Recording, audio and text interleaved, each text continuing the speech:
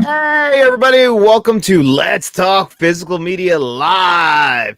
It was scheduled, I guess, for tomorrow. I just noticed. I don't know how that changed. It was supposed to be for today, so hopefully you guys are actually able to even show up in here. I'm sure not many people are aware, so I'm gonna have to wait a little while and hope people show up. If not, most of this will be just on the replay because yeah, today's Wednesday at 6:45. That's when we do Let's Talk Physical Media. So regardless, I will ramble on, do the giveaway for everything that we do here on the channel, such as the digital code giveaway, our channel members physical media giveaway. We'll be doing all that tonight. So yeah, if you guys are popping in here, it's actually a pretty busy news week. What do we got? First off, obviously Gruv is teaming up with Shout Factory. Shout Factory's website will be discontinued and everything will be sold through Gruv. That was the biggest announcement this week. Let's see where I got the official statement like right here if you guys want to read that. But basically what happened is Gruv is going to be teaming up with Shout Factory. Shout Factory, they've been kind of quietly going through some changes, such as we saw like they had like a big fire sale going on, not just their regular Shocktober sale, but like everything was really low price and people were getting concerned, especially with the ending of their rewards program. And they were wondering what the hell is going on over at Shout Factory. Turns out they were going to be teaming up with Gruv to be selling their stuff. So they even have some announcements for January 2026, which we'll get into. But they really were just like kind of taking us all by surprise and kind of keeping us out of the loop. Even they haven't really officially said anything. This is just really what Gruv has told us about what they're going to be selling from Shout Factory. And you can able to pre-order stuff there right now. We kind of got hints of this, like what was it got announced there, and they've been selling like the gray. You can buy the gray steelbook already on there. That was already something that was like, okay, what's going on? And now it's like everything will be sold through their website, along with obviously everything that Gruv already sells. Now, my biggest concern with this is that Gruv, they're already a great site. They're already one of the better physical media third-party sites out there. They've usually had that 20% discount for a very long time. Now I think it's gone down to 15%.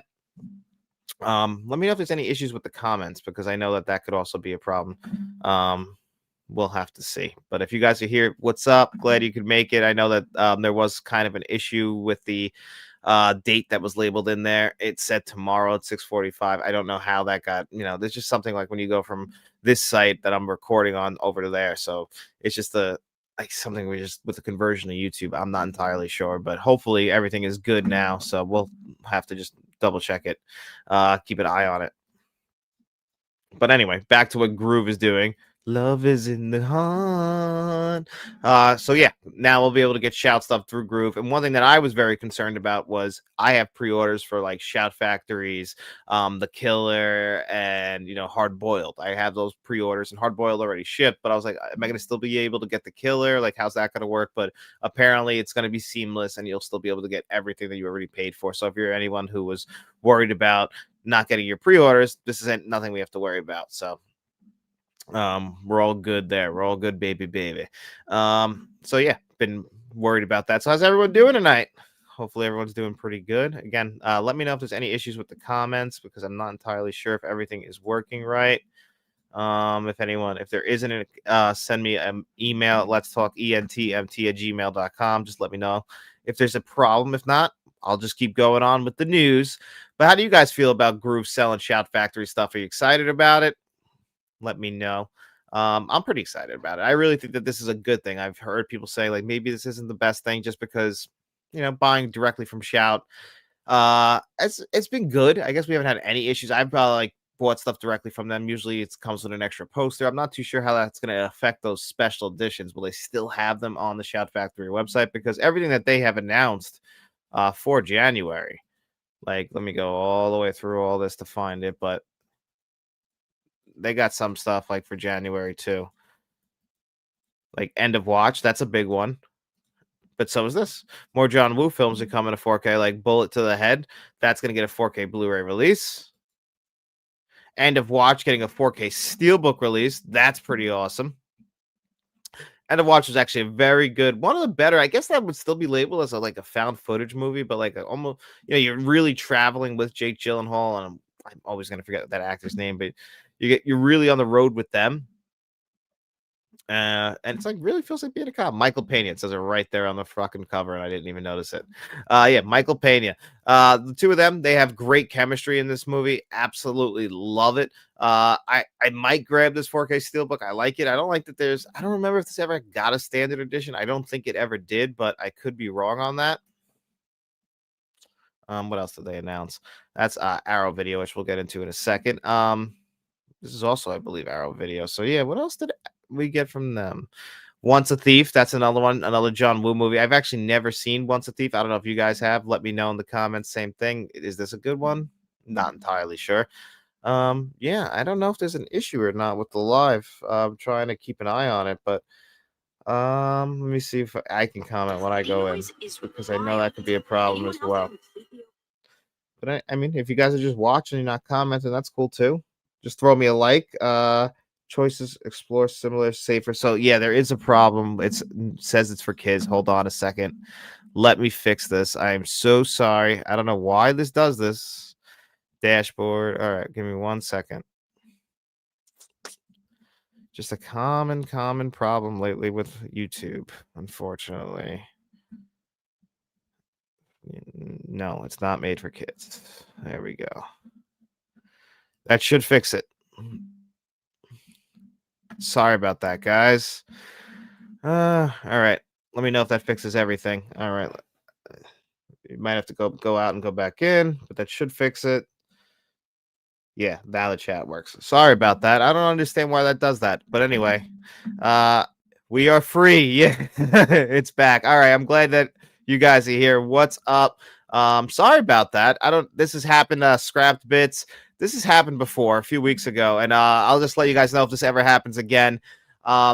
Just reach out to me on my email address, letstalkentmt@gmail.com, and just say that there's something wrong with the chat.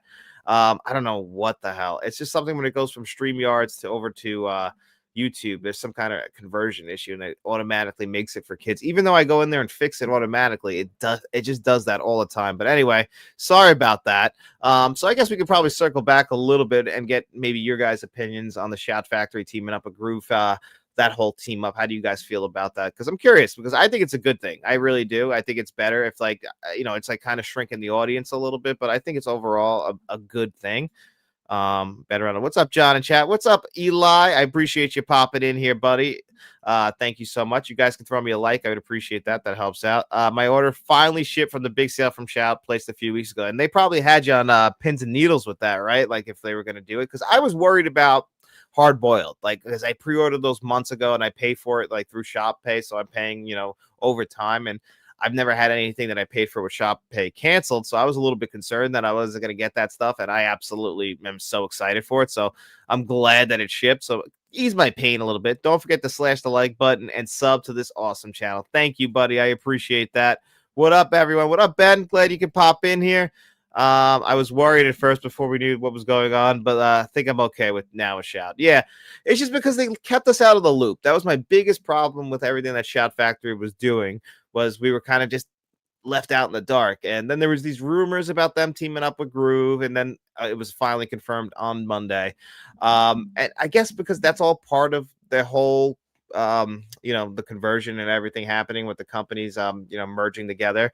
I guess everything with that also led to them teaming up with Gruv and their website. And Gruv, when they first started out years ago, I believe they only sold Universal stuff, and then they started adding the Warner Brothers stuff, and then like more recently they kind of started easing in some Shout Factory stuff like Spotlight and the Gray. You were able to pre-order on there, but I think overall I'm pretty excited about this. I can't really see this as a negative. Gruv, though, has been very reliable as far as shipping goes. I've never had an issue with them. Never had an issue with their customer service. Every time I've ever had to reach out to them, I've always gotten a response, always gotten an answer. So that's the best you can ask for. You just hope that they don't get too big, that they get overwhelmed, because now you're handling something that was already another website completely and a very popular boutique label. So now you're taking on everything that they had. So hopefully they have the infrastructure that's able to handle all this, because all we can hope for is that as physical media collectors, that this is a good thing for us, that we maybe can get lower prices, because Gruv has also been a site that you can go to and they have much cheaper prices than other sites do, which is very good. Like you might be able to save $5 just by shopping in Gruv, and they always have sales, always around the holidays. And I've gotten some great deals from there. They're the reason why I haven't picked up the Coal Miner's Daughter 4K yet, because I got the Blu-ray from them for like $5 on like a Black Friday sale years ago. So I've been using them for a long time, and for a long time there, you're able to create a bunch of emails so that you can get that 20% off. I guess they got wise to that and you can't do that anymore. And they dropped it down to, I think, 15% for your first order, which is still fair if you're a new customer. But like I go over a little bit, like I was saying, like with End of Watch and Bullet to the Head. I don't know if these are the more beloved John Woo movies. These aren't like Hard Boiled's like always the first one that pops in my mind as far as like real John Woo movies. Here in the United States, though, I like Broken Arrow, a big Face Off fan. Mission Impossible 2 is kind of growing on me. I mean, the guy knows how to make an action movie, probably better than most. So these are awesome, coming from the Hong Kong classics. Where else we got? Once a Thief. That's one that I've actually, I've never seen this before. I love the artwork on it, though. I like the yellow more than I like the green of Hard Boiled, so I'll take that before I take all the other stuff. So I appreciate this as well. But I guess we could talk also about the Emperor's New Groove coming to 4K Blu-ray. This is from Disney. I'm a little upset with Disney, and I don't know if I'm going to be purchasing their 4Ks for the rest of the year, just because. I mean, we'll see what else they have to announce. I'm not going to just say it right now, but like I was pretty disappointed with the Edward Scissorhands 4K release just because of the price and the lack of a standard edition here in the United States. I think it's a little bit easier if you just get the standard edition, like I did with the Rocky Horror Picture Show, from like a third party and get the UK release. But it's still a little bit ridiculous to me that here in the United States, this is the only option a lot of times to steelbook. Although this is a slipcover. And The Emperor's New Groove, I can't believe it's 25 years old. That's just absolutely insane. I saw this in theaters 25 years ago, and actually an early screening that they were doing at the same movie theater I go to now. And when I ever think about this movie theater from when I was a kid, I always think of going to see The Emperor's New Groove before that. That and seeing The Wizard of Oz. I guess actually that was the year before The Wizard of Oz. I saw it for its 60th anniversary, 1999, all those years ago. So I'm pretty excited about that also. So what's that, December? But then, of course, Arrow Video came out swinging with Snakes on a Plane. Now, this is a movie that obviously is most known for the one Samuel L. Jackson line. I'm sick of all these motherfucking snakes on this motherfucking plane. That's it's a pretty cheesy concept, but still a lot of fun. This feels like something that would have came out in the 1980s, not in the 2000s, but it's very much a film of that time. I remember Kenan Thompson's in this movie. I haven't seen this in years. This was very popular when I was in school, though. That's just one that everyone was excited to talk about, that even people who weren't in the movies were just excited about Snakes on a Plane. So it's cool to see it getting the Arrow Video treatment. It's not necessarily a favorite of mine. Maybe I'll get it. I'm not 100% in love with it, but hey, it's still Snakes on a Plane. It's still a product of its time, and it looks like they went all out on the extras. Like, this looks pretty cool. Make it look like a manual for the actual airline. I can appreciate that. So either way, if people are excited about that, I can appreciate it. Maybe this is something I'll get in January. Here's something Cheap Thrills. I've never seen this movie. Don't really even know too much about it. Directed by E.L. Katz. So I don't know. Maybe you guys are excited about that one. I can't say I'm too thrilled just because I don't really know too much about it. Now, this is one that's really interesting. Evil Dead Rise. This already has a 4K Blu-ray release, and it also has one of the, if not the best Dolby Atmos tracks I've ever heard. It's so well mixed. So I don't know how many of you guys have actually seen Evil Dead Rise, or if like why, because this is getting a US release as well. I thought this would just be a UK release because here in the United States we already have the Warner Brothers release, but no, this is a US release as well. Love the box art. I remember I bought Snakes on a Plane at Blockbuster because it was 50 cents cheaper than renting it. LOL. Yeah, that's always a bad sign for a film when you can buy it for 50 cents cheaper. Though that is very much a Blockbuster movie. I never owned it, but I definitely rented it from Blockbuster a couple of times. That's what I remember, like going to sleepovers and watching freaking Snakes on a Plane. Like, again, like everybody just loved it at the time. It's just one of those cheesy 2000s movies that kind of like the Human Centipede, but like in a different sense, but like almost like everybody kind of had to see this movie just because of how ridiculous it was. And Evil Dead Rise, like, this is the last movie in the franchise. There's some stuff in this movie I absolutely love. Like I said, it should be the exact same scan as far as the audio track goes. I don't know how you improve on that Dolby Atmos track. It's already perfect. The visuals were great as well. I just can't imagine this being a big jump in quality from the 4K Blu-ray that we already have. So what they're trying to sell you on is, obviously this beautiful packaging. So if that's like what sells you on it, then this is the reason to grab it. It's just the packaging because I don't know, and I'm sure the extras will be new, but how new and how good? Like, do people love this movie yet? That's my, it's pretty recent. I had a lot of fun with Evil Dead Rise. I have the 4K. I don't know if I would double dip on it though. Yeah, that's my whole thing. Like, I just don't know. Like, I really like Evil Dead Rise. It's not my favorite in the franchise, and it's also just it's still pretty new. That 4K Blu-ray is pretty new. I just can't imagine. It's not like the Guillermo del Toro 4K Blu-rays where they're going to a whole like they're doing new scans, they're adding new things. Like I don't know what they could actually possibly add to this. That's what I'll have to wait and see on. I do love the artwork though, like the exterior artwork. I love this orange. I think that looks absolutely beautiful. I love that scene in the movie. Like that's right in the beginning and having the font rise up like that. I always appreciated that. It did that too. It chapter 1. I really like the like kind of 3D effect, like where it's like, overlaying it over the actual world. I really thought that was awesome. So I'm excited about that. Faith that Williams. Oh, hi everyone. Oh, hi Faith. Faith, my loving wife. Glad she could pop in the chat in here and talk with you all for a little while. I'm sure she'll tell you to throw a like in as well. This is yeah. So let's get a full look at the calendar. I've also never seen I don't even know how you would pronounce that. Husara. That's just the UK release. City Slickers just getting a UK Blu-ray release.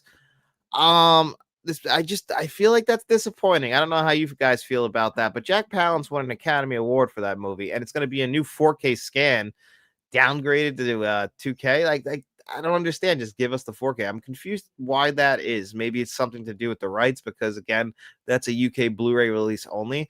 I'm just very confused why that would be. Why are we only getting a Blu-ray release of City Slickers? That was a very popular movie in the early 90s. And I figured people still liked it, but I guess I was wrong on that. I'm not entirely sure.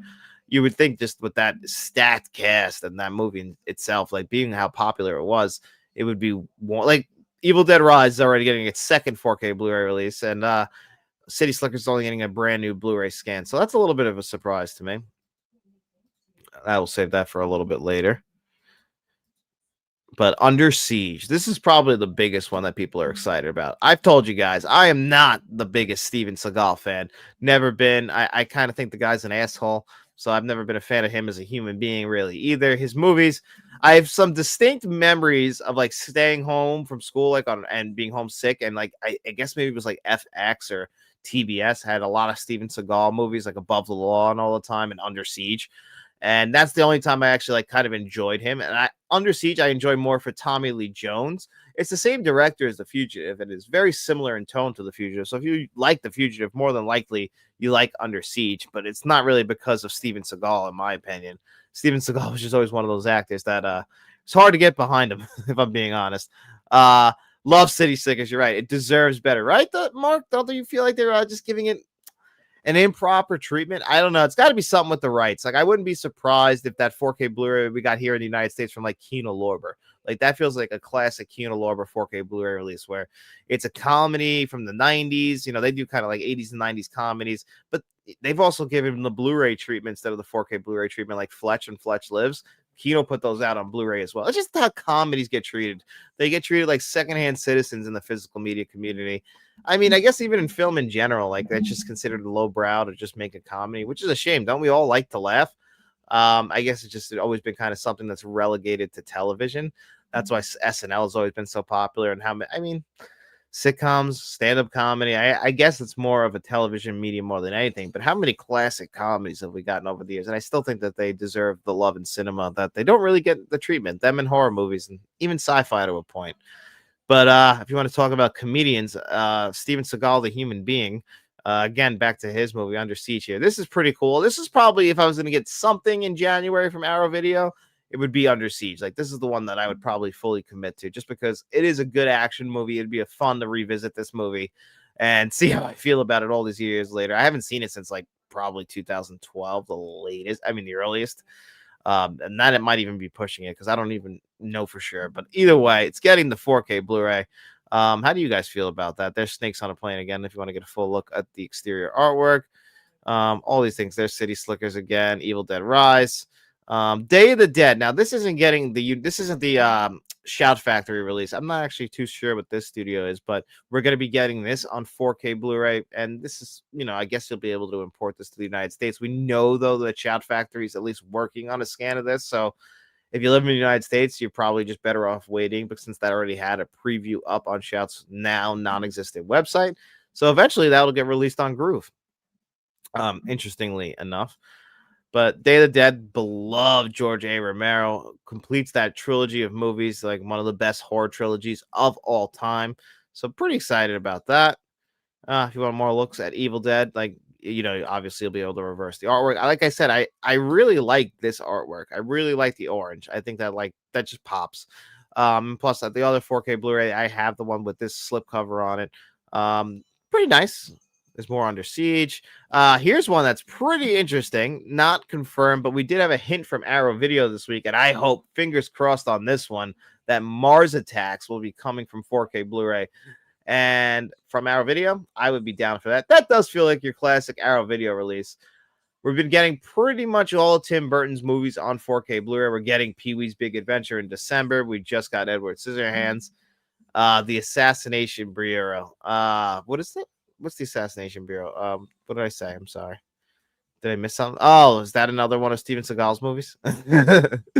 I'm just not a big Steven Seagal fan. That's only one of my biggest flaws, I guess. I've come around on Jean-Claude Van Damme, so maybe I'll come around on Seagal. As far as Mars Attacks go, this was released in 1996. This kind of got buried because of that's the same exact year that Independence Day came out. And Independence Day, Roland Emmerich had the big beefy trailer. Everyone wanted to see the big monuments just get destroyed. They destroy things in Mars Attacks, but it becomes like more of like a world problem, where Independence Day, even though it's a entire world problem, it feels like they're all kind of bending the knee to the United States and Jeff Goldblum and Will Smith. And I have always felt like Mars Attacks gets a bad rap. I feel like that's the better movie in my opinion. And Michael J. Fox is great in it. Sarah Jessica Parker. Pierce Brosnan, right around 1996. That's the same. That's why 1 year after GoldenEye. But Pierce Brosnan can do anything, but he plays a character swapping, like putting it on a dog with Sarah Jessica Parker in this movie. Just ridiculous. The aliens' voices are ridiculous. This is a love letter to those 1950s, 1950s comics. I guess these might even been comics. I don't even remember. Evening chat. What's up, Dark Room Reviews? What's up, Joel? Glad you could pop in here, buddy. Haven't heard from you in a while. So excited. I'm Stacy, do you like Mars Attacks? I think Mars Attacks is that. I would put that up there in my Tim Burton rankings, if I'm being honest. Angel Step will be good. Andrew Davis, yeah, Andrew Davis he's a great Chicago director as well. Yeah. I knew you were a fan, David. It's such a good movie. It's very underrated in my opinion. Maybe a little too long, but I don't know. I always thought it was great. I put that right up there with some of Tim Burton's rep best, and right in his classic run of movies. People love Pee-wee's Big Adventure. Not a huge fan, but it's getting the Criterion 4K Blu-ray treatment. Then you go to Beetlejuice, then Batman, his best film. On the Edward Scissorhands, Batman Returns. After that, he does Ed Wood. I'm surprised Ed Wood hasn't gotten a 4K Blu-ray release. And it's more surprising that Pee-wee's Big Adventure is getting a 4K Blu-ray release before Ed Wood through the Criterion Collection, because Ed Wood is your classic Criterion Collection release. I mean, think about who it's about. It's about Ed Wood, a filmmaker, and Bela Lugosi in there. Oh my God! Like the whole, obviously not the real Bela Lugosi, because he's long past dead. But I'm just saying, such a great cast. It's stacked top to bottom, and it feels like one of those big ensemble casts. Like everyone's like kind of, you can pop in for a couple days of work, and just play your part. Just get some. Jack Nicholson plays two people in this movie, and he's hamming it up for both. Arguably one of the best presidents in film history, in my opinion. I love it. The same thing with Joel said. The cast of Mars Attacks is sensational, and yet the aliens still steal the show in the movie because they're hysterical. Who doesn't love the concept of like, oh, they're going to be friendly to the aliens, and these aliens just being like, you know what, fuck you, and just start killing all of us.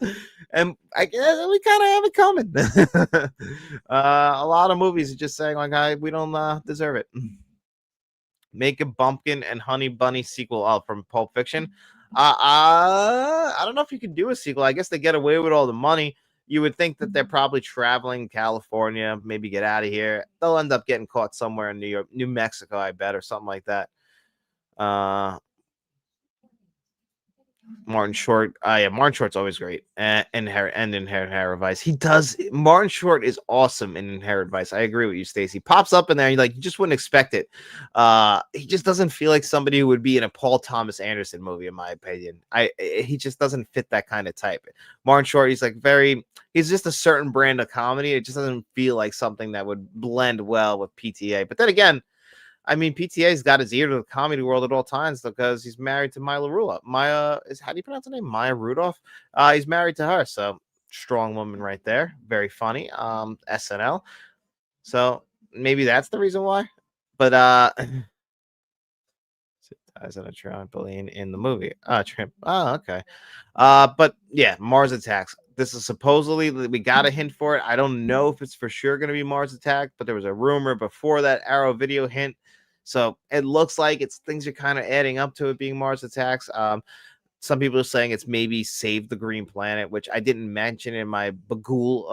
Why do I keep saying Bagul? In my Begonia review, that's what the movie is based on. Is a 2006 South Korean film, Save the Green Planet. Has very similar themes. I've never seen the movie, so I don't know for sure exactly. But from what I'm guessing, the concept, one big theme in the movie. I don't want to spoil it for people who haven't seen it. Michael J. Fox. It's a big Michael J. Fox time of the year, isn't it? With Back to the Future celebrating its 40th anniversary. And as I was talking to David today, he reminded me, Teen Wolf also celebrating its 40th anniversary. That was a very beloved 1980s film that no one really brings up anymore. Coach Finstock is one of the great characters of the 1980s, just giving you advice to live your life by. I just think that movie deserves more love as well. Will that ever get a 4K Blu-ray? That feels like the kind of thing that Arrow Video would do as well. I wouldn't say it's one of my personal favorites from the 80s, but Michael J. Fox, man, there's a reason why he's beloved, and it's more than just playing Marty McFly and whoever the hell he played on Family Ties. I've only watched Family Ties a little bit on reruns on Nick at Night in the 90s. It was not one of my favorite shows. It just popped on in the 1990s a lot.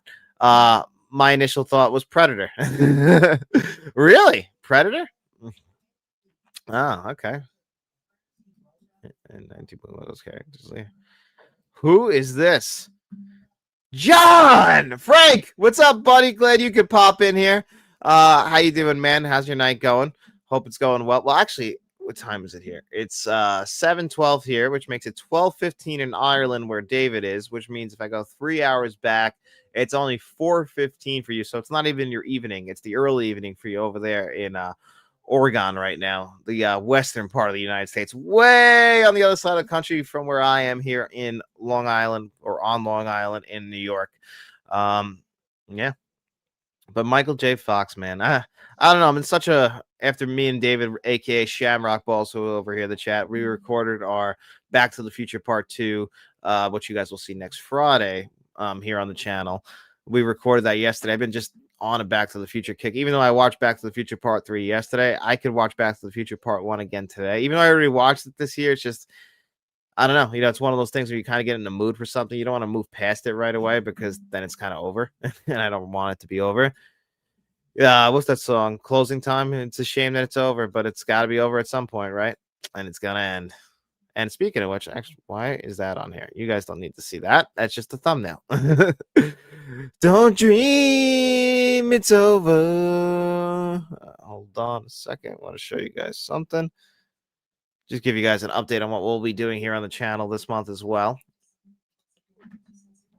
We're going to be going back to 1989. Speaking of Back to the Future Part 2, but wanted to really talk to you guys quickly about the live stream that we're going to be doing because it's not a normal day. Like, this show is always on Wednesdays at 6:45 p.m. Eastern. So if you don't ever see a link for it, I forget to share the link for you guys. Always be here on Wednesday at 6:45. But we're going to be doing a special Monday one, November 17th, and that one's going to be at 4:15 p.m. Eastern time here in the United States. A little bit later where David is in Ireland, I believe that's 9:15 there. We're going to be talking about the best sequels of all time and the T2 director's cut, because when we did our Terminator 2 review, we was kind of talking about how the extended cut is a little bit different, and if we like it. Yes, I'm getting ready for bed. Yeah, it's got to be late there. I can't believe you're up after midnight. I can't even make it to 11 p.m. anymore, given I get up at like 5, 6, but still, I don't know how you stay up that late anymore. My body can't handle it. How good is double?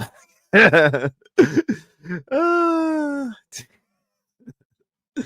but yeah, we'd hope you guys want to talk some sequels with us. Maybe check out the Terminator 2 extended cut as well at home before we talk about the deleted scenes on Monday, November 17th at 4:15 p.m. here in the United States, Eastern, because Frank, like I said, over on the West Coast over there, it'll be 1:15, so a little bit in the afternoon, and you guys can come talk sequels with us. Maybe Terminator 2 will make the list. Who knows? Is it a good sequel? We'll have to talk about it on that day. But then again, next Friday, Back to the Future Part 2. And then at the end of the month, in our first of our Rewind series, we're going to be doing Batman 1989. I don't know how you guys feel about that, but I still feel like that's the best Batman. And I know David will agree. Let's get back to the chat, check and see what everybody's doing over here. Proud for your watch party events. Yeah, I appreciate you coming in here all the time, Stacy, for everything. Means a lot. Pop it in the chat to talk. But, I'm very excited about the sequels that we're going to be talking about. What did you say? Have you seen me? I've never seen that movie. Honestly, I'm sorry about that. Have you seen The Water Dance? Wesley Snipes, Eric Stoltz, and Helen Hunt. Heard of Water Dance? I've never seen it though. Is it good? Should I check it out? Where does he get those wonderful toys? That's why me and David are going back to that, because me and David did do Batman 89 years ago. But it was one of our earlier episodes, but we don't feel like we gave it the proper treatment, like the way we do the show now, and like fully break down the movie, go into the pre-production and everything about it. And we're going to give it the proper treatment that it deserves. Because Batman 89, come on, it's still the best superhero film of all time. Is it not? Yeah, terrific, right? I hope, I mean, I know that might be something that might be unique to like me and David, but I don't know how you guys feel. Like, what's your favorite Batman film? Is it still Batman 89? Do you guys think we're crazy? Always curious how you guys feel as well, besides just us rambling on. What you guys think of Batman. Are you excited about that? How do you guys feel about T2's extended edition as well? You guys excited? Like, these are just different things we're doing here on the channel this month. Yeah. Oh my God, it's Bob. He did get Tracy Walter hired as Bob. Even though every time I think of him, it's funny. He's pops up in movies like Midnight Run. I love the scene with him at the diner counter. Kind of disappears right after the sunglasses get slid across the counter. But yeah, he's great. Bob gun shoots him. But I need a moment alone, boys. Jack Nicholson's performance in Batman 89 is one for the ages. I know Heath Ledger came out swinging with the Dark Knight, but still, even with Joaquin Phoenix winning a Best Actor for the Joker, I still think that's where he shined the most, was Batman 89. The Spoon Guy, The Spies on Michelle Pfeiffer and Married to the Mob, and the Cook from City Slickers. Yeah, he does a lot. He was just the big character actor of that time. And I mean, Jack was always loyal to his friends. Look at what's his name from The Shining. He got him the job on The Shining. He's got such a unique name too, and I always forget it. What's his name? You guys know him from The Shining. You know what I'm talking about. But he's always William Jarvis here. What's up? What's up? Watching Hard Boiled now. Fantastic. Your 4K came. Mine should be here tomorrow. I actually thought it was going to be here today, and I was going to watch it tonight, but it should be here tomorrow. Tonight I'll probably just watch more Stranger Things with the wife. Love the CPU on off switch and TDU. Yeah, that's one scene that I was upset. Like, I didn't mind losing this is something we'll be talking about in the chat when we get to November 17th, but I didn't mind losing the dream sequence with Kyle Reese. But one thing I really liked about the extended cut was them like opening his skull and like putting the chip down on the counter, and him what's it called? Linda Hamilton about to destroy it, and then Edward Furlong like jumping in. And like, I think that's a very important scene, but yet that does get cut from the regular theatrical cut. And honestly, after watching the theatrical cut recently, it does move along at a better pace. Very similar to how I feel about Aliens. Like, it's nice, the extended cut, but I think the theatrical cut is cut the best. The only real James Cameron extended cut I feel like is worth it is The Abyss, and that's because it actually recontextualizes the movie from just a very small love story into a worldwide story where it's an actual alien invasion movie now, instead of just being a love story, which the love story works. I actually like it with Mary Elizabeth Master-Antonia and Ed Harris. I think it kind of works.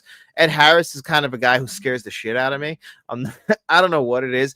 I can never, like, he's the guy I'd like, if he was my boss, I would probably not talk to him. He just seems like he's always mad. And Mary Elizabeth Master-Antonia loves him. Scatman Crothers. Thank you, David. I'm sure you're a little upset with me. Yeah.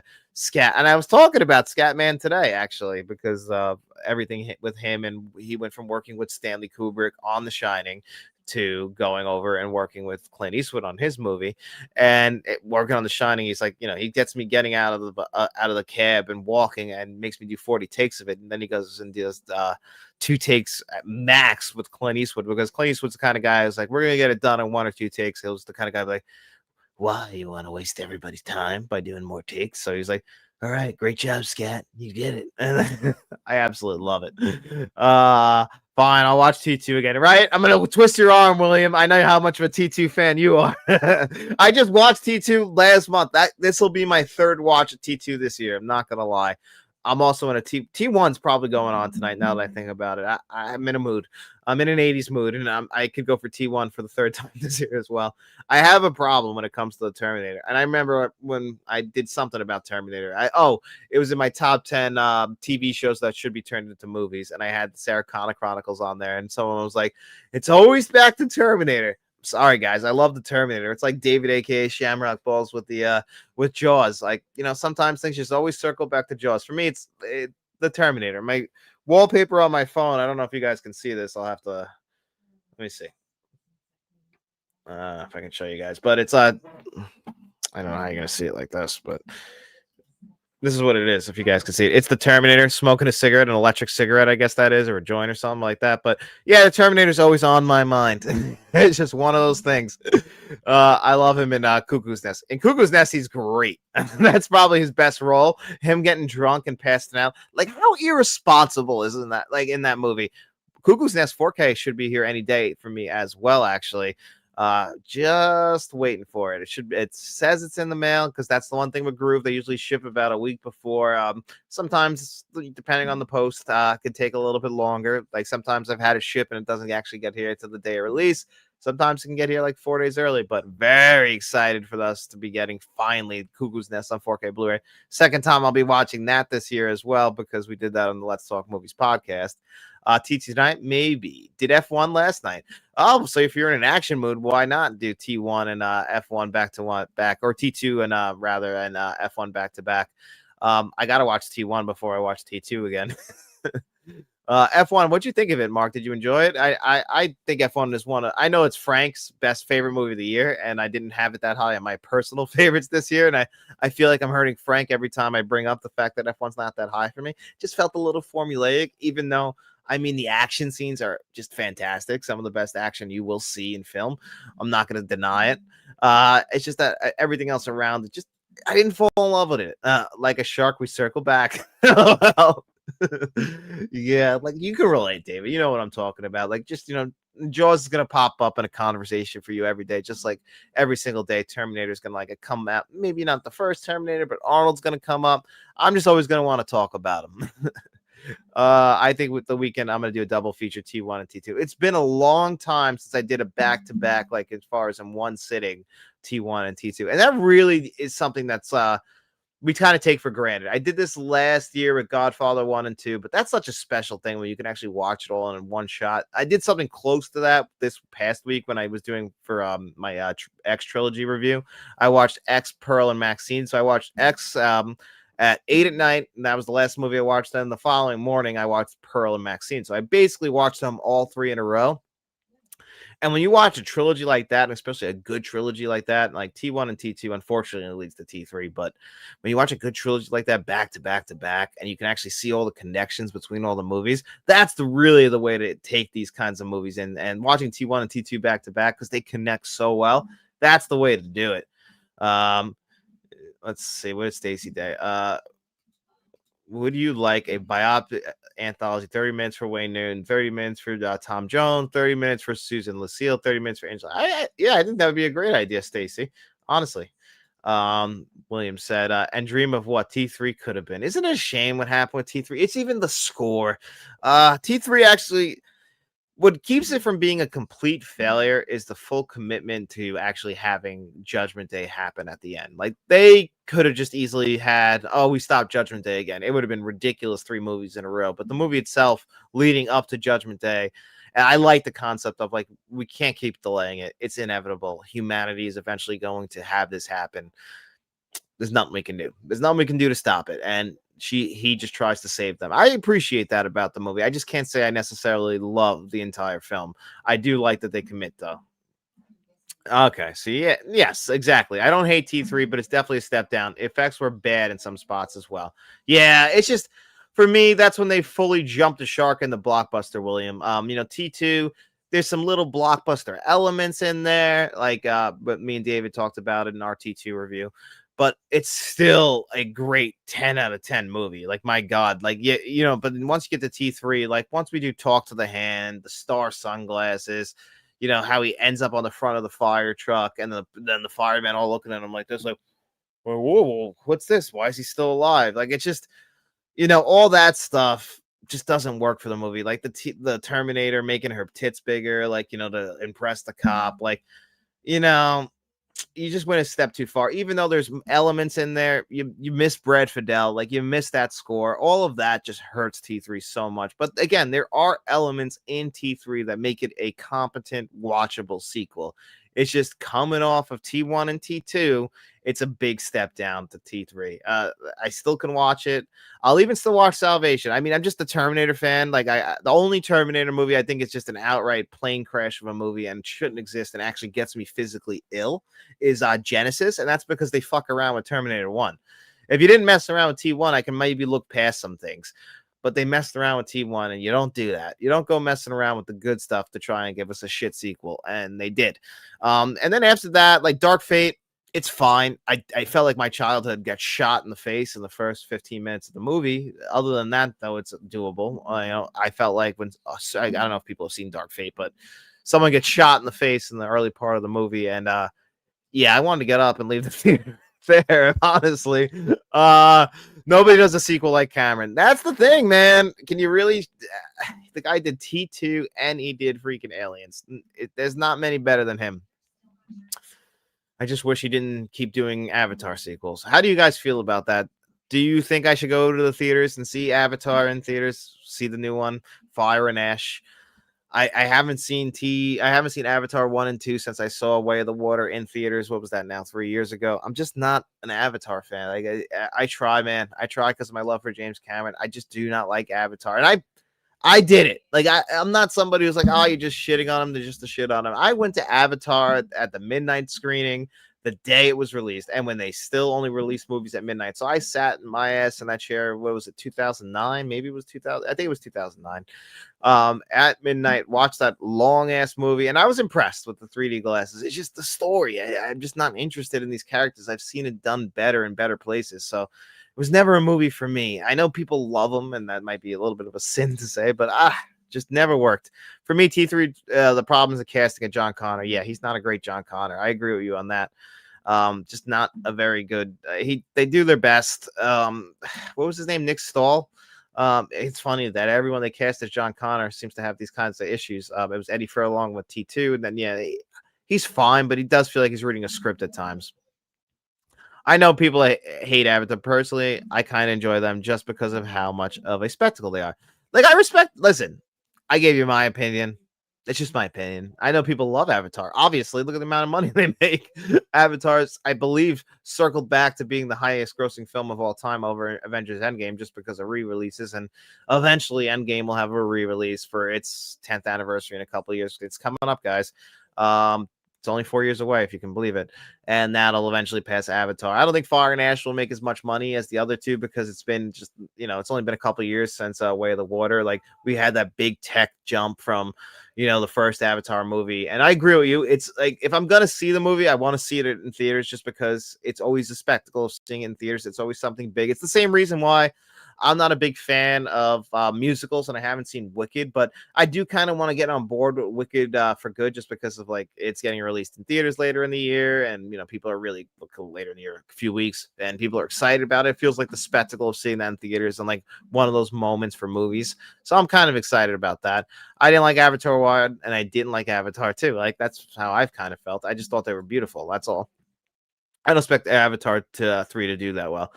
The box office does need something to do good. So hopefully, I guess, just from a movie theater perspective, but I don't know. Like, I have no excitement for that movie. Nick Stahl was a better yellow bastard.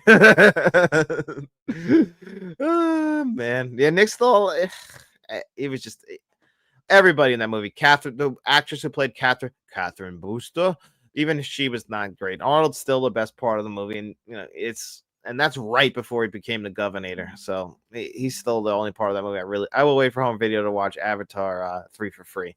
I mean, if I'm gonna watch Avatar at home, I'm gonna get the 4Ks. It's just because at least from a technical perspective, they're gonna be beautiful. And if I'm gonna rewatch them, I'm gonna pick up the 4K Blu-rays. I just feel like that's the way to go. I don't know. Maybe one day, maybe I don't know. I'm sure when the time comes, I'll check them out. Just because I'm gonna get like FOMO about it, and I get it. People love Avatar. I'm the weird one. I won't watch a musical. Only one I can stomach is Grease. And I'm not really a big Grease fan. For me, William, the only real musical that there's a couple actually. I really like Streets of Fire, directed by William Hill from the 80s, and La La Land. I love Damien Chazelle's La La Land. I think Damien Chazelle knows how to combine music with his films very well. That's why I think the only film of his, that First Man's the only one of his films that I really don't think works. And I still think that was beautiful. I saw that in an IMAX theater. I thought it was absolutely stunning. Wicked 2 trailer looks good. I like I said, if I liked musicals, I would probably be excited for Wicked and Wicked 2. It's just it's a real big hump for me to get over. I mean, William, I guess William can appreciate what I'm saying. But I also heard from somebody, Vince the Movie Man, who was telling me earlier, like, he liked it and he also likes La La Land. The only negative I had about the Avatar franchise is the use of high frame rate. That was one thing that sort of took me out of the immersion.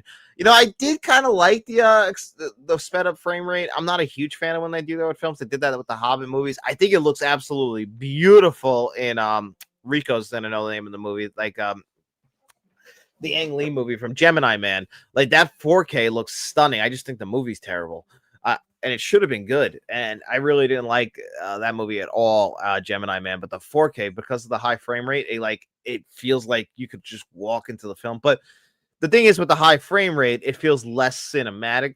Films are supposed to really feel the most cinematic, and it's because that's what our eyes are used to, is the 24 frames per second. It's not like video games where they're running at 60 FPS or anything like that. You always see about our 120 frames per second. Movies are usually locked at 24, and it's really part of the cinematic experience. I'm not a big Avatar fan either. I have to admit, I don't think he could do it. This time those blue guys look real.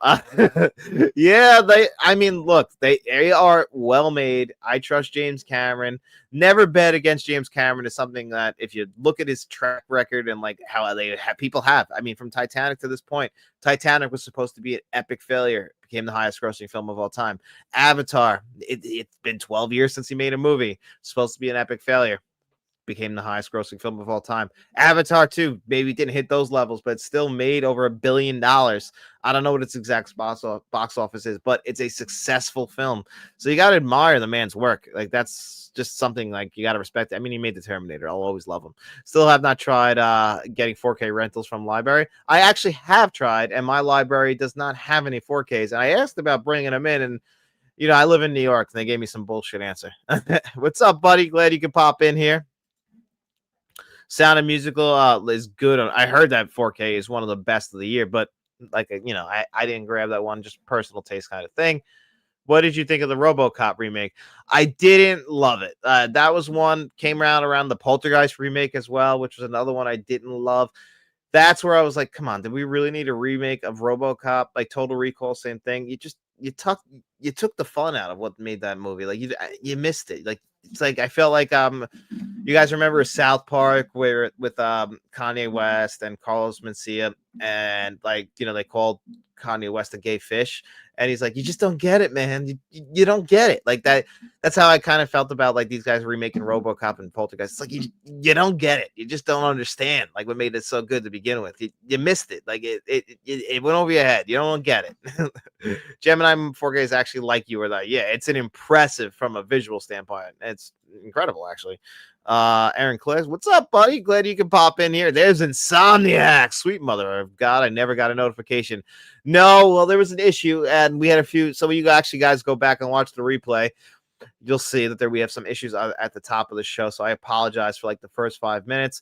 Something happened when I was going from, because this isn't streamed directly on YouTube. It's streamed from a third party onto YouTube. So unfortunately, because of that, StreamYard it switched the date. It didn't even have it for today. It had it for Thursday. Tomorrow at 6:45. That's why I just want to make sure you guys know it's always Wednesday at 6:45. And again, it had set up for children, so the chat was messed up as well, even though I turned that off and checked it again. So yeah, if you guys ever have this problem again, let's talk entmt@gmail.com. Just email me and let me know, because that's the second time that this has happened. And I appreciate you guys all coming back and bearing with me through those early technical issues to start the show, because once it came around and we fixed it, everything's been running nice and smooth and everybody was able to catch up. But yeah, I'm sorry about that. I don't understand why that happened. That's the second time that's happened to me. But I'll try and do my best to make sure it doesn't happen again. I keep wanting to buy Gemini Man, but every time I put it in my car, I hear your voice and delete it. I mean, listen, Rico likes the movie a lot right here underneath you. I like the RoboCop remake. The 4K is good too. See, well, then he says something like that. Man. Oh, thank you so much, buddy. I really appreciate that. Thank you for gifting the memberships. That means a lot to me, buddy. Thank you, Insomnia, for supporting the channel. The suit was trashed. Biker suit, exactly. I'm glad. But hey, Rico liked it. Some people do like the remake. I'm not a big fan of it personally, but people like it, and I respect it. Ain't great. However, neither is Part 3. Part 3 might be the worst. Part 3. They tried to make it a PG movie. Like, they tried to actually make it a kids movie by Part 3. And, Paul Verhoeven, no one's back for it. It's not the same RoboCop. It's not the same movie. Like, it shouldn't have even happened, in my opinion, Part 3. Part 2's fine. Made him look like a toy. That suit made RoboCop look like, which is fair. I subscribe. Thank you so much, buddy. I appreciate that so much. And I'm glad you found the channel. I always wonder how people find the channel. I hope they never remake Terminator. I've already accepted that it's going to happen. Like, it's going to happen at some point. It's just, there's no doubt about it. It's the Terminator. It's a name that's built. There's a reason why they keep trying to make sequels. I think they keep trying to make sequels without rebooting it because Arnold's still alive. And the only way they're going to be able to continue the franchise at this point is just by doing a full-blown remake, because there's nowhere else to go. Stop doing sequels. It doesn't work. Like I said at the beginning of Dark Fate, like, you tried to shoot them anyway, so don't even do it. Don't try and remake it. It is what it is.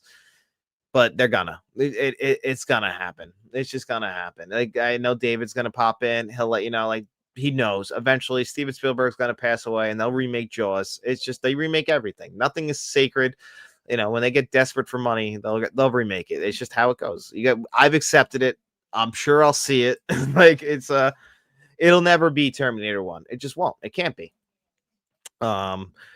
Studio ruined the IP with 3. Yeah, they really did. The video game, though, from last year, I actually bought the video game, was pretty good. That was, if you're that in the RoboCop universe, thought they did great. Sup, Broheim or Broheim? What's up, buddy? Mozart's Ghost. I do like Part 2. Part 2 is pretty good. I've been negative towards Part 2. It's just because I'm a huge fan of the original RoboCop. It's in my top 10 favorite movies of all time.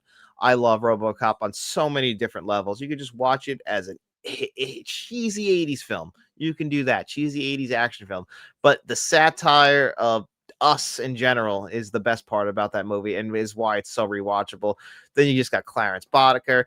Like, that movie is perfect. Like, is it? We were having a conversation yesterday, David and I, about like what is a perfect film, and like Godfather 1 and 2, Back to the Future, I said is a perfect film. Is RoboCop a perfect film? In a lot of ways, it is, because production design, score, the movie is perfectly paced just because it's the perfect length. It gets close. It gets close. Terminator needs a remake. The original is dated. You watch your mouth, David. He doesn't mean that, guys. By the way, he's just trying to get under my skin. If Terminator gets remade, I think it will be woke. I'm sure it will be. It won't be good. I'll bet my soul on it. Isn't Ridley Scott redoing the Terminator? I haven't heard that. I don't know what Ridley Scott is doing. Ridley Scott said pretty recently the only movies he rewatches are his own movies, so he strokes his own ego. He also has a pretty good track record with movies, so I'm not. I mean, the guy made Alien and Blade Runner.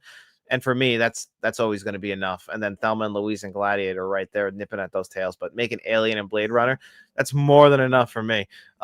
Just watched a review for A History of Violence. I'm glad you liked it, buddy. The reviews on that were a little bit slow, so I'm glad you liked it. Good freaking movie too. Oh yeah, I already saw this comment. How dare you? I don't like RoboCop. Humor was too much. Well, it's it's not the same movie, unfortunately, and I could just appreciate. Maybe I like it a little bit more just because 3 is so bad, and I don't like the remake. But the original RoboCop, like I said, almost just a perfect movie. Terminator remake will probably be politically correct, if you know what I mean. I'm gonna guess circling back to what Rico say. Where is it? Right here. Like he said, exactly same exact thing. It'll probably be woke. It'll be more than likely try and be too politically correct, and instead of doing like what the original Terminator saying, there's a lot of things in the original Terminator that don't try and be that. It tries to be its own film. Everything made today is mostly woke. Yeah, I mean, listen, I think woke is a too simple excuse on things, and I think it gets overused a lot as a reason for why movies are bad today. There's a lot of reasons why movies are bad today. A lot of it's money. Budgets are way too big for a lot of these movies. They kind of just go down a checklist of like what they think is going to be a good movie instead of like trying to make actual art. I believe like only 3 or 4 good movies come out each year that are actually like could be classics one day, and that's a big difference from like we talked about earlier today, like showing you guys like going back to 1989, like what me and David are doing on our channel right here. Those movies were better in my opinion, and like you could have a classic every single week come out. Movies today just don't do that. It's a shame to say. I wish that wasn't the case, but it's unfortunately very, very true. So someone saw the Nightcrawler was listed today and coming from Shout. Really? I can see it. That does seem like a shit. The only reason they may not remake Jaws is because they may want to make a villain out of the shark. I suppose they could remake it with that in mind. I'm sure they'll just find a way to use the Jaws name, use and abuse it. I'm whining about the Terminator, John. You know me too well. Yeah, of course you are. You love Terminator. That you would never say such a horrible thing. You're just trying to hurt me. I get that. I appreciate that. I respect that. To go back to one of my favorite monologues. You want to hurt me? Go ahead. I get it. I'm an easy target. But I like me. My friends like me. My wife likes me. So it's fine. We forget how to make good trailers too. They show way too much in a trailer. It's supposed to be a tease, not snippets of the plot. LMAO. Yeah, well, I don't watch trailers at all anymore because of that, because they give away the entire freaking movie. And that's just because they're trying to get people to go to theaters. No one's going to theaters anymore. I'm sure if you guys saw the box office report for October, the worst October since 1997. People are just not going to the theaters anymore, and for a variety of reasons. Me and David literally had this conversation today, so it's funny. Prices, people can't afford to go to the theaters. I mean, just the prices of groceries are too high. They're not going to be able to spend extra money to go to a movie and spend $20. How are you taking a family to the theater here in the United States? He was telling me the prices in Ireland. Here in the United States, like popcorn and a soda, just one of each, is $20 you got to give them after you just spent $40 to get in the theaters. It's a little too much, in my opinion. Costs way too much money. Weapons was a good original movie, so it can be done. It's rare though. It's very rare. Hey, thank you so much for the donation, Tony the Lowrider Smith. Hey man, I don't mind the Terminator or Alien. Listen, always respect your opinion. I'm not somebody who's gonna sit here and knock you. If you don't like my favorite movie, that's fine. I don't, it is what it is. My wife, it took me a while to get her on board with my favorite movie, but of course, she loves The Devil Wears Prada, and I'm not a big fan, so it's the way she goes sometimes. Another film I am surprised Hollywood hasn't remade is Back to the Future. Like that's still too soon. It's gonna happen, right? They're gonna do Back to the Future. I really hope they don't. That one will make me sick. Nightcrawler makes sense for Shout, since I see they're going to go open road films library. First release would be Spotlight, The Grey, and Snowden, with End of Watch in January. Yep. So yeah, I guess you're right. Nightcrawler does make sense to end up from Shout Factory. That's one that'll actually look really good in 4K Blu-ray. Beautiful cinematography in Nightcrawler. Great character study. One of Jake Gyllenhaal's best movies, in my opinion. So I'm looking forward to that too. That's a good one. Is UK cinema prices going up? Definitely. I've just heard that they're just worldwide things. It's just it's a casualty not just of the economy of where you live, but it's also a casualty of film in general. Movies just aren't doing well. It's just a fact, sadly. Original films don't really do well, and even IP isn't really doing so well anymore. The movies that have done well this year are like really surprises. Like like the new Conjuring movie, Conjuring Last Rites, like that's one of the highest grossing films of the year. Sinners, but even movies like One Battle After Another, that wasn't very successful at the box office. So, but where did Begonia do at the box office? I think that was like fourth. Eddington, like these movies didn't do very well at the box office, and movies just in general aren't doing well, and for a variety of reasons. And I hate and the quality of the films in themselves is a big reason. Like, people aren't going to shell out their hard-earned money for something that's not good. And unfortunately, when you put out mostly not good films, this is what happens. People aren't going to go to the theaters and spend their money on it. If it costs them a lot of money just to put groceries in their refrigerator, do you think they're going to be spending their money to go to the theater and just see a paint by numbers film? No, it's not going to happen. It won't happen. um, let's see. People were going to ballparks this year and the cost more are tuned off by the stars and their politics. I don't think that's it either. Like, it's not just stars. I don't think politics plays a big part in people going. I mean, people are complaining about a lot of things, Rico. It's not just movies. If you're a wrestling fan, WWE ticket prices are through the roof since they've teamed up with TKO. It's a lot of it's corporate greed. Like, let's just be honest. Like, all these companies merging, like it's hurting people. I think politics are such a minute things when it comes to, like, I don't think people think about actors and their politics when they're going to the movies. I just think that's a little bit of a reach. I mean, people don't want to go to the movies and be preached at. Like, I get that. Like, you don't want to go to the movies all the time and have a movie trying to always beat a message into your head and going right and wrong. But I don't think necessarily people care too much about their personal politics when they're making a decision to go to the theaters. I think mostly, like, if the film is good, people will show up. It's just that, you got to concentrate on making a good movie first. I would love that. Honestly, that would be, I would definitely check that out. They should remake Hollywood. Well, one day, if they're not careful, there will be no Hollywood. So they better figure something out. Here in UK, game prices are going up as well. Well, video game prices in the United States are another issue but again, it's everything going up. It's not just one thing. It's just everything is so niche and they're sucking dry. Look at physical media prices. That's what this show is. Let's Talk Physical Media. Look how high those prices are getting. They're like trying to make us like more comfortable with paying for these really expensive things. And the video game prices here in the United States, I talked about this on last week's Let's Talk Physical Media. At this point in the console generation, we should be in way lower prices for consoles. We should be because it's been 5 years since the Xbox Series X and Series S came out and the PlayStation 5 came out. They actually cost $50 more now for the most part. I think it's in varying degrees, but either way, they always cost more now than they did 5 years ago. And that's a bad reflection on the economy as a whole and as the industries as a whole. So video games going up to $80, it's just changed the game. May not do too well in the box office, but maybe they can have a new life on physical media. Physical media is actually, I think me and David were talking about this earlier as well.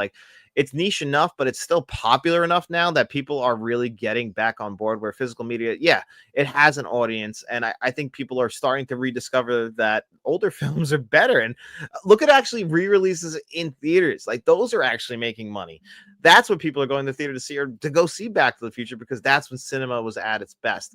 Paul McCrane played Emil Antitoski in RoboCop. He's one of the stars in the original musical Fame. What do you think about that musical? I don't think I've ever seen that movie, honestly, Mark. And unfortunately, I'll have to add to the list of movies I need to see. The Jets still got full sets out, don't they?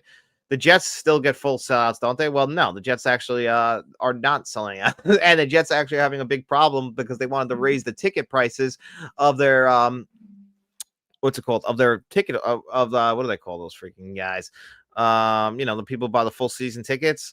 They want to raise the price on them. The Jets are 1-7 and just traded away some of their best players, and you're expecting people to still be paying for the season tickets?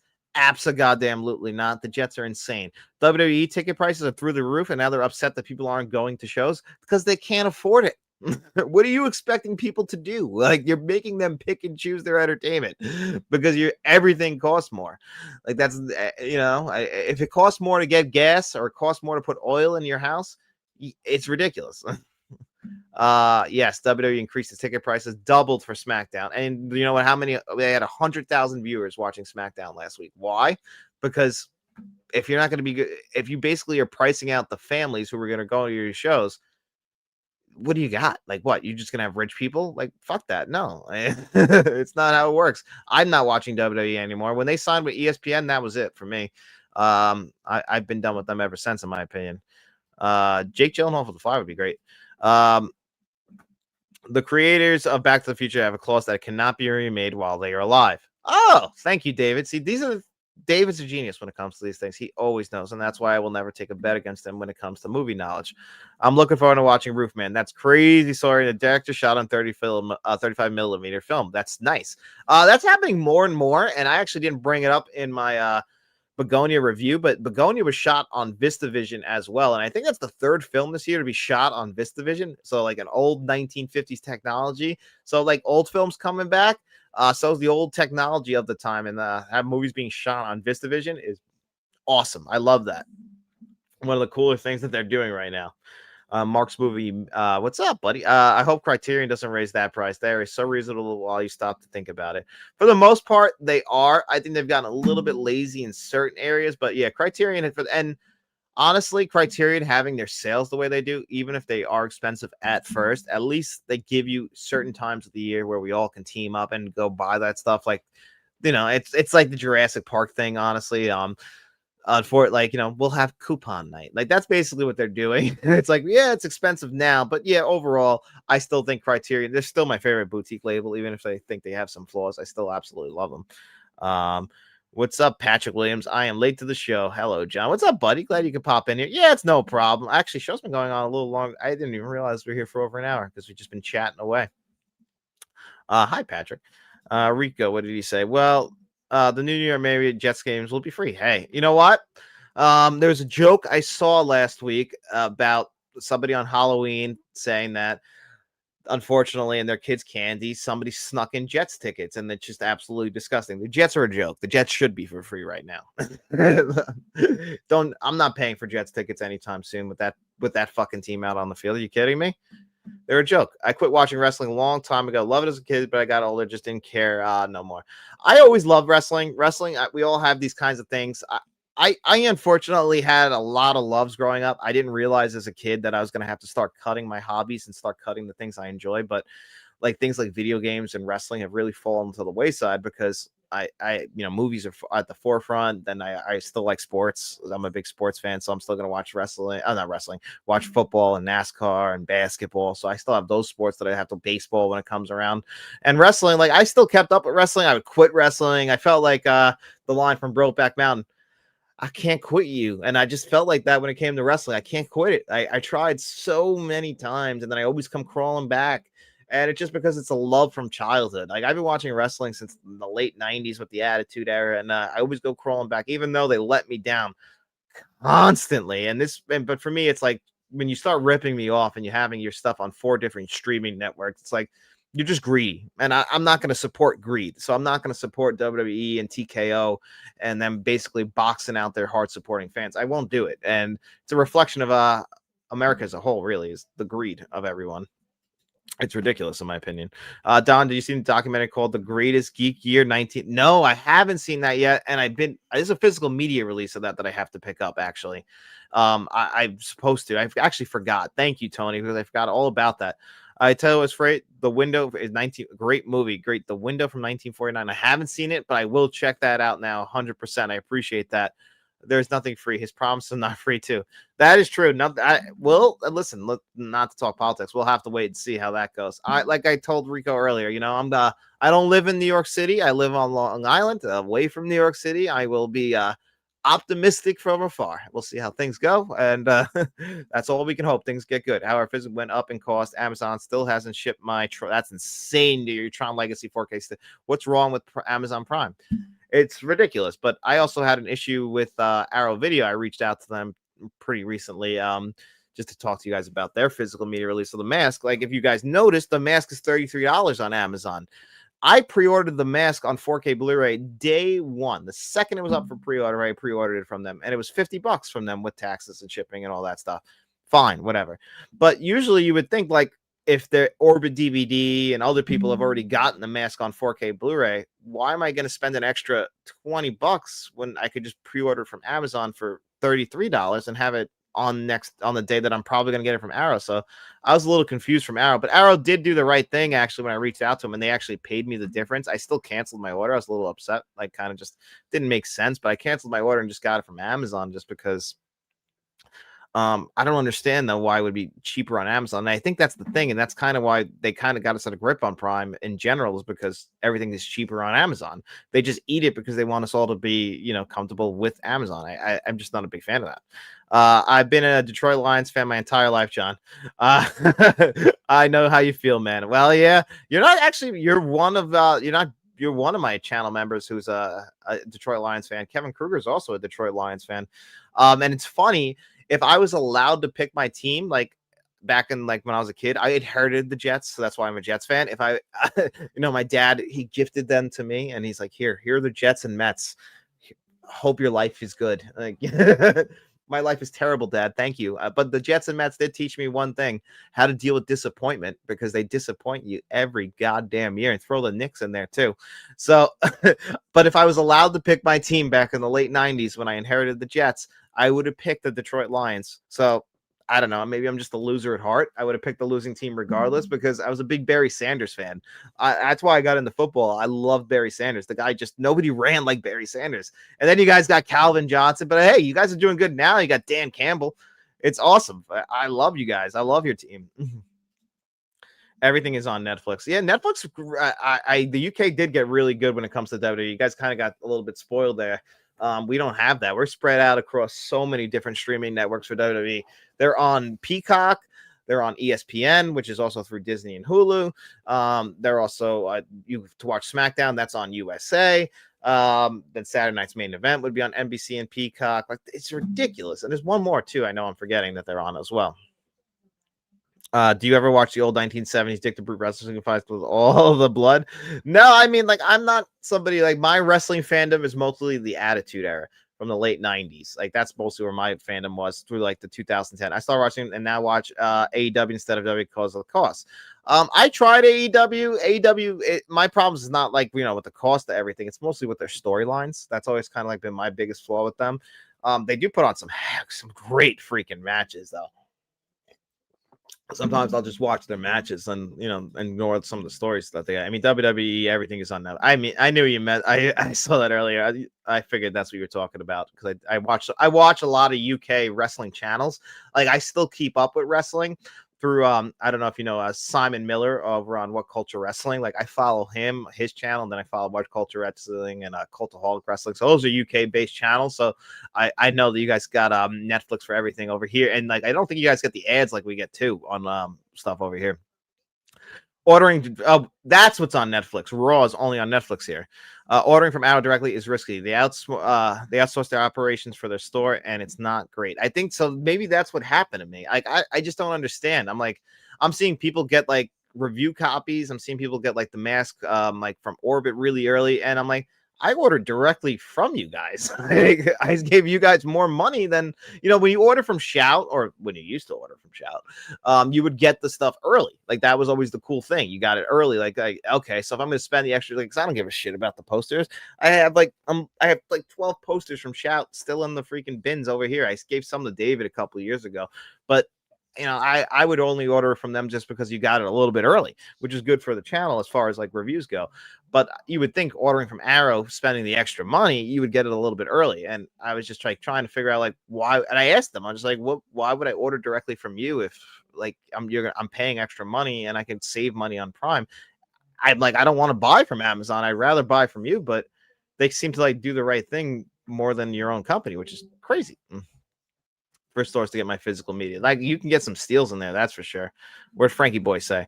I got Gibbs Brown in my FF league, my fantasy. Oh my god. So you got some good players, man. My fantasy football league, buddy, I just pulled in the first place. I just beat the second place team this past week. So eating good in the neighborhood when it comes to that. I have the wrong wire for my keyboard right now.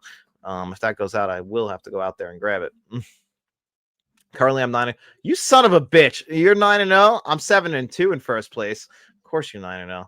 Man, how's your football team doing this year? Enough injuries? What do you think about? We talked about that earlier in the show, Mark. But yeah, I'm excited. I'm cautiously optimistic about it, though. I can't believe you're a 9-0. Of course you are. Don, did I tell you you did tell me you're from HMV. Yeah, well, you know what? I'll get mine a little bit later. A little bit of I guess you know what? I probably wouldn't have been a little bit hurt by Arrow if it wasn't The Mask. Like, it's one of my all-time favorite films. And I'm seeing everybody get it, and I'm getting a little jealous. I guess that's really what it boils down to. Is I'm a little bit jealous that everybody's getting The Mask on 4K, and I thought I was going to get it early because I ordered it through Arrow Video directly. I'm like, yeah, well, I'll pay the extra money and get it a little bit earlier, but no, not at all. But they did do the right thing, so I will compliment them on reaching out and like trying to make it right. I told them I didn't even want the $15. I just want to know why it was what made it worth it buying directly from them. That was just my only question. I was like, what's the perk? Like, why buy directly from you guys if like you could just buy from a third party? I would think me giving my money directly to you would be the best option. Just a little bit of an opinion. I was just asking.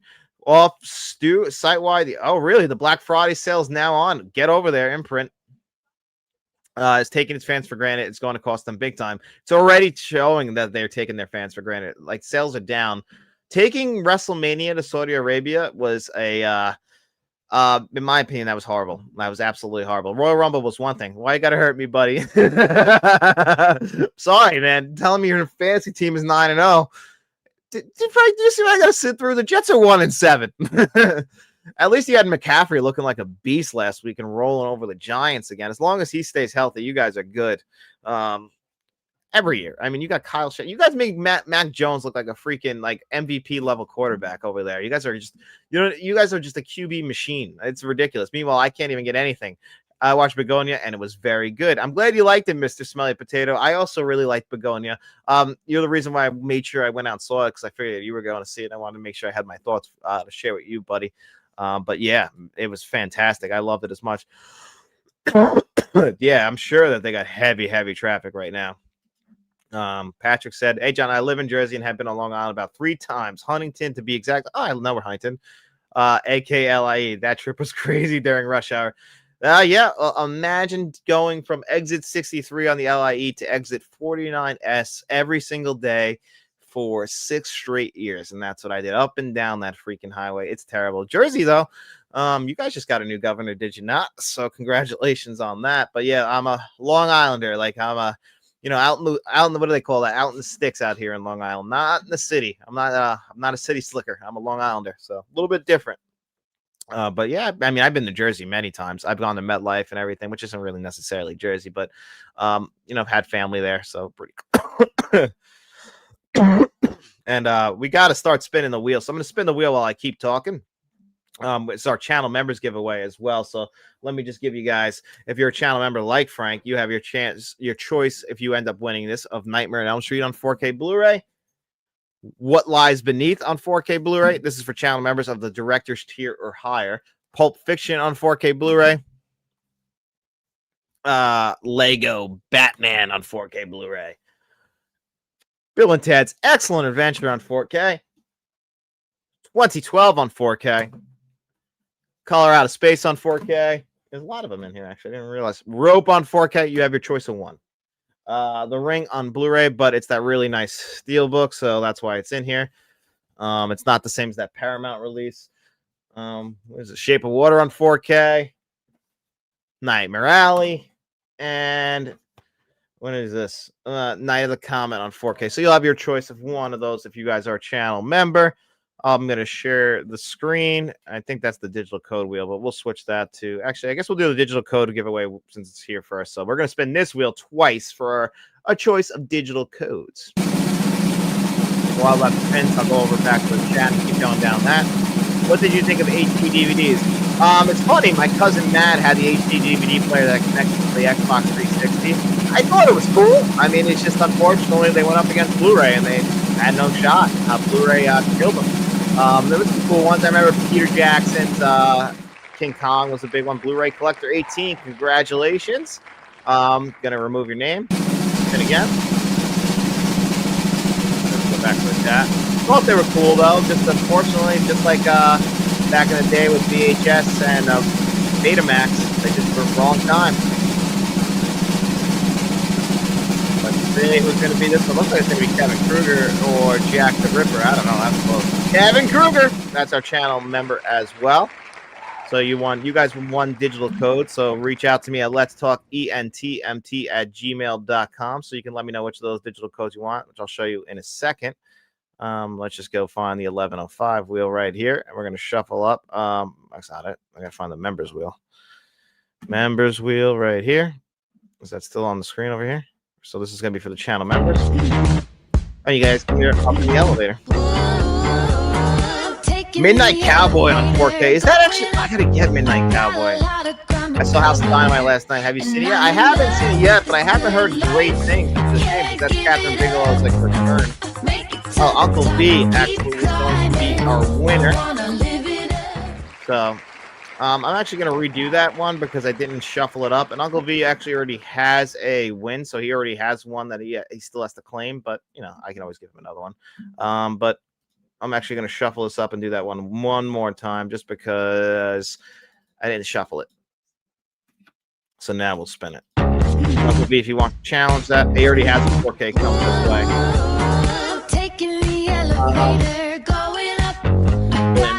Frank, you lived last night was good last night. You guys had some good laughs. Frank's lives are always the best. I'm always honored when Frank invites me onto his live stream. Always good to do it. Stone Gasman's going to win back-to-back, though.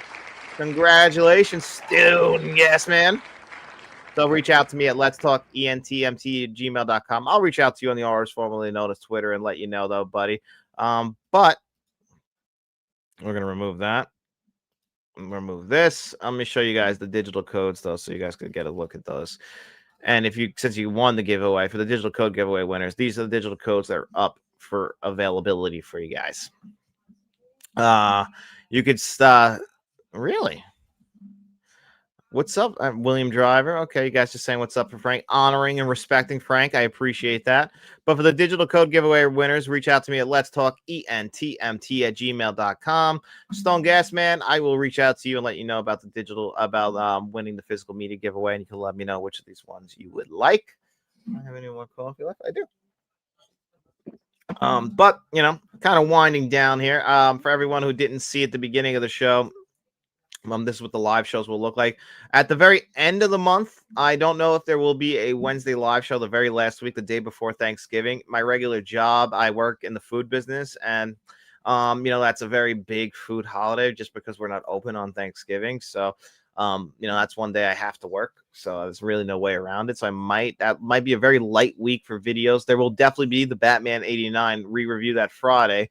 But I don't know if there will be a live show. I want to try and get a live show in no matter what, just because you know, look how many people show up and I don't want to let you guys down. I want to try it. So there might still be one just in case. There might not be as many videos that week. Maybe then, we'll have to see.